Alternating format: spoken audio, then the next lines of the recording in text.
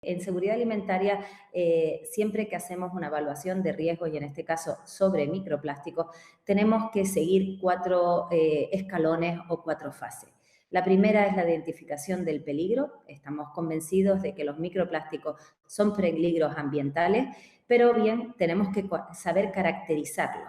Y este es posiblemente uno de los retos a los que nos enfrentamos los científicos.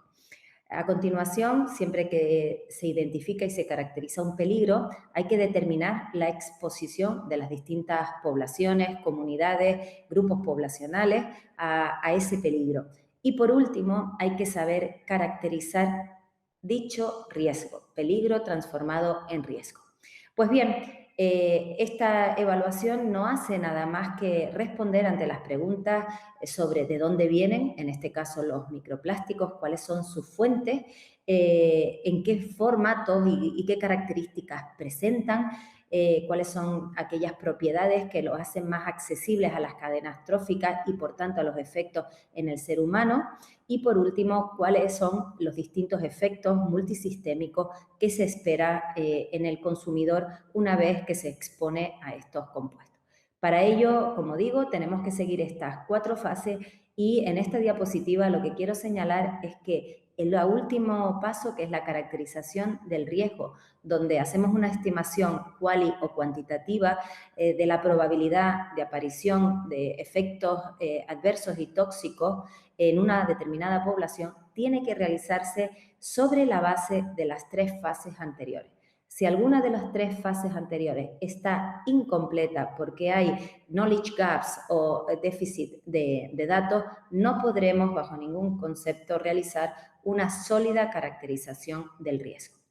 Por tanto, si nos remontamos un poco al histórico, ya la EFSA, la Agencia Europea de Seguridad Alimentaria, en el año 2016 señalaba que no hay datos suficientes sobre microplásticos y nanoplásticos para efectuar una correcta evaluación del riesgo en el ser humano.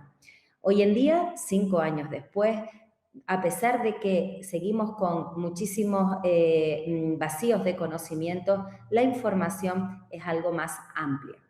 Sin embargo, en el año 2019, distintas agencias y asociaciones, entre ellas pues SAPEA o la Agencia Noruega de Seguridad Alimentaria y la nuestra, la Agencia Española de Seguridad Alimentaria y Nutrición, coinciden en afirmar que hoy en día, con la información y datos disponibles, sigue sin haber una base suficiente para caracterizar el riesgo por microplásticos en seres humanos, en el consumidor. Durante mi etapa que acabo de finalizar en el Comité Científico de la Agencia Española de Seguridad Alimentaria, tuve la oportunidad de coordinar este informe que con distintos compañeros publicamos en la revista del Comité Científico y que es el primer informe oficial español sobre, digamos, los riesgos de la presencia de microplásticos como contaminantes alimentarios. La semana pasada celebró EFSA el último coloquio que ha celebrado sobre microplásticos y sus riesgos en los alimentos y todavía seguimos afirmando que existen mucho desconocimiento sobre los riesgos crónicos de la exposición a estos compuestos, cuáles serían los efectos indirectos e incluso todavía tenemos vacíos en cuanto a los métodos analíticos y los estudios de investigación sobre la toxicidad.